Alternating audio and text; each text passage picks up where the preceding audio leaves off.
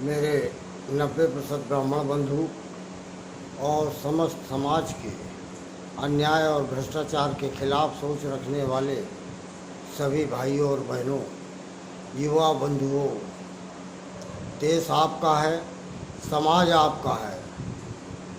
जो राजनीतिक दल हैं, इनकी खुद की दुकान है, इनकी खुद की सुविधा है। संयोग ये है कि कोई न कोई आदिकाल से आज तक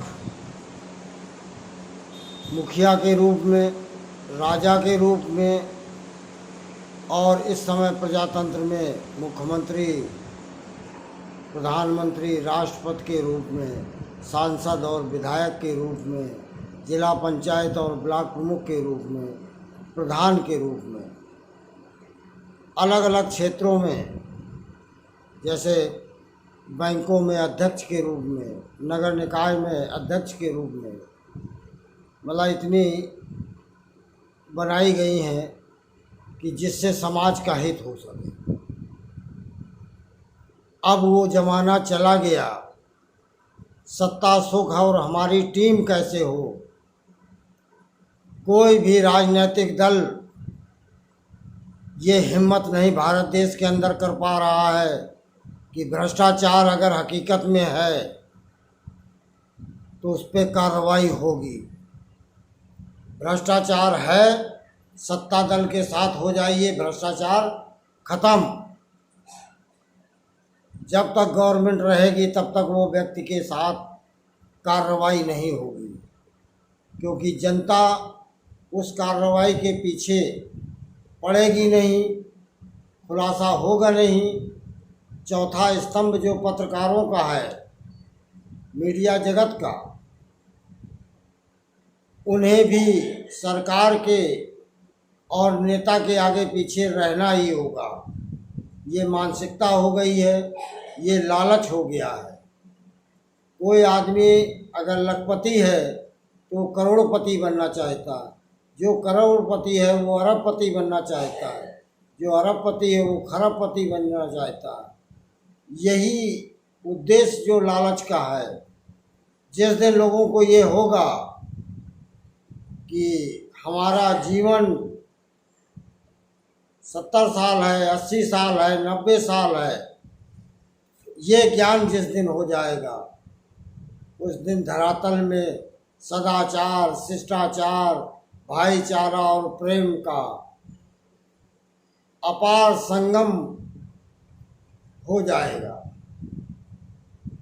मैं इसी क्रम के तहत आप लोगों के बीच कड़वा बोलता हूँ, स्पष्ट बोलता हूँ, और यूट्यूब का चैनल का नाम अन्याय भ्रष्टाचार के खिलाफ ललकार, एक नामकरण जो दिया, नाम से ही उसका डंका बजे। जैसे स्वाभिमान का डंका, उसके कर्म कुछ भी हों, लंका नरेश रावण के, लेकिन उसमें स्वाभिमान था। स्वाभिमान के खिलाफ कोई समझौता नहीं। ये जानते हुए कि भगवान राम हैं, मुझे मार देंगे, लेकिन उसे मालूम था कि अगर भगवान राम हैं तो मुझे मोक्ष प्राप्त होगा। क्योंकि एक जिंदगी के बाद आप लोगों में भी देखते होंगे कि किसी का अगर भयंकर बीमारी लग जाती है, कष्ट भयंकर हो जाता है, तो वो चाहता है कि कब इस जीवन से मुक्ति मिले, मतलब जीने की चाहत खत्म हो जाती है। ऐसे ही जिस समय भ्रष्टाचार के खिलाफ बोलने लगोगे, लिखने लगोगे, तो भ्रष्टाचार खत्म होगा। कारण ये है, मैं देखता हूँ इसका सबसे ज़्यादा बड़ा अगर कोई भी कारण है, जैसे नंदगोपाल नंदी के एक अभिषेक मणि जी अपनी पत्नी से पैर छुआते हुए आशीर्वाद दिलाते हैं, जबकि सामाजिक शिष्टाचार में झुकना, नमस्कार करना अलग बात है। यही समाज में ऐसे लोगों को तुरंत बाहर कर देना चाहिए।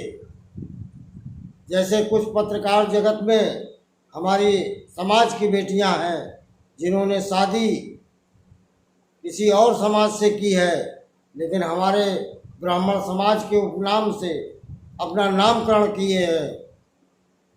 यही कुछ अधिकारियों की भी स्थिति है। उनके माता पिता उनके पद को देखते हुए खुद खिलाफत नहीं करते हैं। ऐसे समाज में लोग शादी न करें, अपने आप खिलाफत करने लगेंगे। मैं ये कहता हूँ कि जिसका जो संबंध हो जाता है उस उपनाम को लिखना, अगर आप मिश्रा लिखना चाहते हैं तो उसके पहले अगर यादव हैं, छत्री हैं, गुप्ता हैं, कुशवाहा हैं या आदि जो भी हैं वो नाम साथ में जोड़िए, ब्राह्मण नाम भी जोड़िए, क्योंकि ब्राह्मण के खिलाफ लोग बोलने में परहेज नहीं करते हैं और बुलवाने वाले भी ब्राह्मण ही हैं। जैसे सनातन धर्म का ठेका गवर्नमेंट बनाने से ब्राह्मण को बताया जाता है।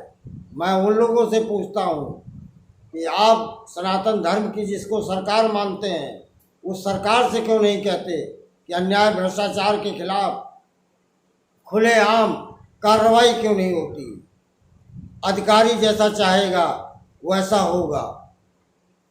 मैं उत्तर प्रदेश के मुख्यमंत्री महोदय को, उप मुख्यमंत्री महोदय को और प्रधानमंत्री को, सभी लोगों को मैं काफ़ी प्रार्थना पत्र दे गया हूँ और देते देते आर्थिक टूट भी गया, लेकिन आज तक कार्रवाई नहीं हुई।